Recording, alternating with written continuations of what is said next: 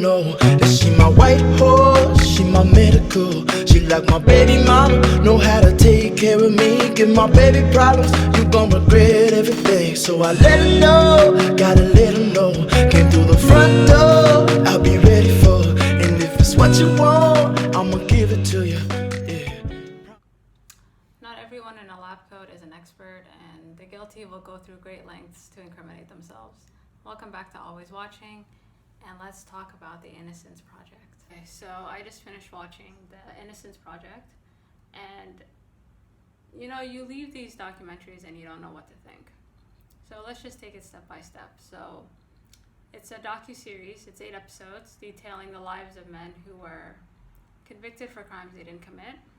And it follows this project, this Innocence Project. It's not really a project, it's like a law firm. It's a group of lawyers who were public defenders who basically decided that they'd seen enough, and so they want to help. They want to help free people who don't have the means or don't have the resources to do it themselves. And let's just review what we know from past Netflix documentaries, which is that you can't trust anyone with anything. And so if you don't watch it through and through, I recommend watching the first 3 episodes, because it really kind of illustrates what happens when you give a charlatan a soapbox. Like, what is an expert? That's basically what these 8 episodes are about. Like, what is an expert? Like, how do you know that this person who is a doctor or not a doctor or looks like a doctor or acts like a doctor knows what the hell they're talking about? And ultimately, you just don't know. So the first 3 episodes basically details several convictions that were overturned, but specifically like regarding this one character. And I swear, it's like they start these documentaries, and I think they do like background, and then it ends up being about this person that they were just getting background information on. So 2 things we learned from this documentary, which is that no one can be trusted, and Netflix really enjoys Ted Bundy. Ted Bundy is like Hitler at this point, like we will never forget. And so a number of cases that were overturned in the first 3 episodes were about bite mark evidence, which is basically your teeth marks on someone's body. And the idea being that like you can just match them somehow. And throughout this documentary you see like actually you can't, and this shit's crazy. And so a lot of these convictions, they introduce this kind of bite mark expert who's this really pretentious man. So they're like, okay, like how do you feel about all these cases that have been overturned that you testified in? And he's adamant. He's like, you know what? Just because DNA proved that they didn't do it doesn't mean that they weren't involved somehow. And the people interviewing are just like, actually it does. And so what's the point? Like, why are we watching this guy basically deny reality? And I think the reason is just to illustrate like what is a fact, like what is the difference between something that's subjective and objective. And I don't know either. Okay, so before DNA, like back in the day, police had to investigate. They had to do some work, and so you really had to do, and a lot of this work was based on hearsay evidence, what people heard, what people saw. And a lot of it is unreliable, right? Like, you get different types of characters saying different type of things, but the idea being that it was being done like well-intentioned, like they were only trying to do what's best. However, as we see here, the number of people who have been found innocent suggests that like none of this was well-intentioned. First thing is how, the first point that I noticed was the fact that the people in charge of finding the bad guys, like the police, the district attorneys, like all they cared about is winning. Like they will do anything and everything to win. And a lot of it went as far as like hiding evidence and not giving things over to the defense, just blatant obstruction. Like it wasn't even well-intentioned obstruction. It was just like the desire to win was just so high that they just didn't care. And some of these cases of these guys who are wrongfully convicted, like it's as simple as, this guy was going to the grocery shop and the victim saw him and had a flashback, and you know, just like that, he's in jail for 25 years, and it got to you thinking. You're like, okay, so is it the victim's fault? Is that what you're saying? And no.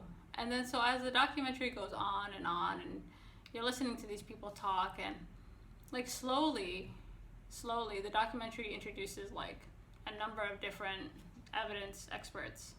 So whether it be like bite mark evidence, or like gang expert evidence, or I don't know, like tree people evidence, or environmentalists, or basically like the number of ways that, you know, police or prosecutors had in trying to illustrate or paint a picture of why this person was guilty. And a lot of the things they were saying and a lot of the stories they were weaving were just that. They were just stories. They're not real.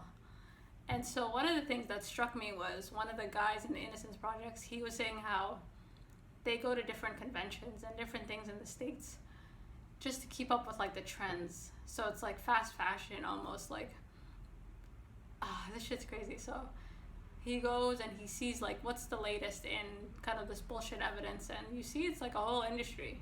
That's what I gathered. Like charlatans are, you know, they're born, but they're also bred, and they're also encouraged. Like if you tell someone they're an expert and they go on the stand, that person also believes they're an expert. And so a lot of things start making sense. So this guy, he's going around, and some of the things are crazy. Like, for example, like he goes to these conventions and people are doing presentations and PowerPoints and things like, for example, footprints, something as simple as footprints, like not only proving that the shoe belonged to the individual or like shoe sizes, but actually proving that this footprint is unique to this individual. So that's an example of like charlatan evidence. Or like another thing would be like dog prints. So if you're accused of a crime and you have a pet and they find, you know, dog prints or something like this, they can prove that those dog prints were made by your dog. Like crazy shit like that. And you're listening to it and you realize, oh, so people do this on purpose. And I don't think it occurs to the average person that, like, I mean, it's one thing if it's done kind of, you know, well-intentioned, or like mistakes happen, but as you kind of watch this episode to episode, you realize like mistakes don't happen. Like people, and they're not mistakes, that's the other thing. They're not things done, you know, out of pressure. People go through great lengths to just prioritize their own jobs or their own lives. And one of the men who was wrongfully convicted was just saying, you know, if they just do their jobs, like none of this would happen. And I was thinking about that and I was like, you know what, that's actually true. That's actually true. And I feel bad because a lot of these men who are like wrongfully convicted, it's just talk about bad luck. Like some people have no luck. And you can't, like if people are bringing apart experts in bite mark or things like this, saying that you did this, the jury doesn't know. I don't know. I don't know what to think of this. Like nobody knows. But what is clear is that the person who is introducing this stuff knows that it's really subjective and doesn't actually prove that the person they're trying to send to jail did the crime. So it is done on purpose. And, you know, this documentary goes on, and you're thinking, okay, well, what's the silver lining here? Like, give me some hope. And there is no hope. And you find out, okay, well, these guys I assume that if you were wrongfully convicted, maybe I'm ignorant, but that you get compensated somehow. But actually, that's not the case with a lot of these people. So, I mean, this has to be the punchline of the century. Like, imagine you go to jail for 25 years and they let you out saying that it's not that you didn't do it, it's that we just didn't have enough to prove that you were guilty, which has to hurt. So some of these men, even if their killer, even if the person who really did it was caught, even if DNA exonerated them, even if just like common sense and reality just set this person free, nothing. Like the state really has a hard time admitting that they made a mistake. Like you wasted this person's time, and now they have to prove that they're innocent after you couldn't prove that I was guilty. Are you insane? And so I guess that's what the next documentary is about. I guess it will be about how people don't get compensated, and how, like, that's a whole other That's a whole other that's a whole other series. But yeah, this is the point. Like, you watch these 9, it's not necessarily about even the men in general. Like, I'm sure there's a lot of people who go to jail for crimes they did commit. On top of that, there's a lot of men who go to jail for crimes for way too long of a time period. You know, like, you're found with heroin, or you're found with, you know, things for personal use, like non-violent offenses, and they go to jail for like 30 years or 40 years, or like, there's nothing proportional about this. And so as you watch all these crime documentaries, it kind of illuminates, like, I think as the average person, you want to have like some faith. You want to know that things are being done fairly. You know, like, I had a fair trial, or people tried, but that's actually not true at all. Like, people do try, they just don't try to do the right thing. Like, it's all, you know, self-preservation is real here. And like, every time you think, okay, well, maybe this person will explain themselves, and the documentary shows like different depositions by these lawyers and these police officers and these experts, basically kind of asking them, like, can you explain your shit to us? Can you explain like your thought process? And they're so defensive. They're so defensive. And the first 3 episodes with this dental guy, like, he's like, you know what, you're not going to erase my evidence. You're not going to erase what I've done. And it's like, homie, we're not trying to erase you. We're trying to cement you. We want you to be the voice of reason in this crazy ass world. And so there's no remorse from the people even doing it. They're just like, it is what it is. And there's nothing I can say. And you're like, so you don't even care that you fucked up this person's life, and you continue to fuck up their lives? Y'all, I don't know what to say. Honestly, always get a lawyer.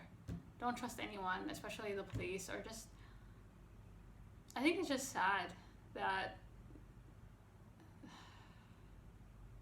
you know, at the end of the day, we have to remember that these are human beings, and not just the ones who are like wrongfully convicted, but the lawyers and the police. Like, these are people who have jobs. And like, what do you do in your job? Your job is self-preservation, right? That's why you have human resources. That's why you have all these things, to make sure that at the end of the day, your ass is covered. That's no different for anybody who enters any profession. And with this, it's just more detrimental. Like, the consequences are just much higher, and, you know, people are quick to save themselves, and that's just that on that. Anyways, thanks for stopping by. Let me know what you think. I'll see you tomorrow. Take care. Stay safe. Like, subscribe, comment, or just comment, honestly. Like, if you were triggered by this in any way, release. And until next time. Let her know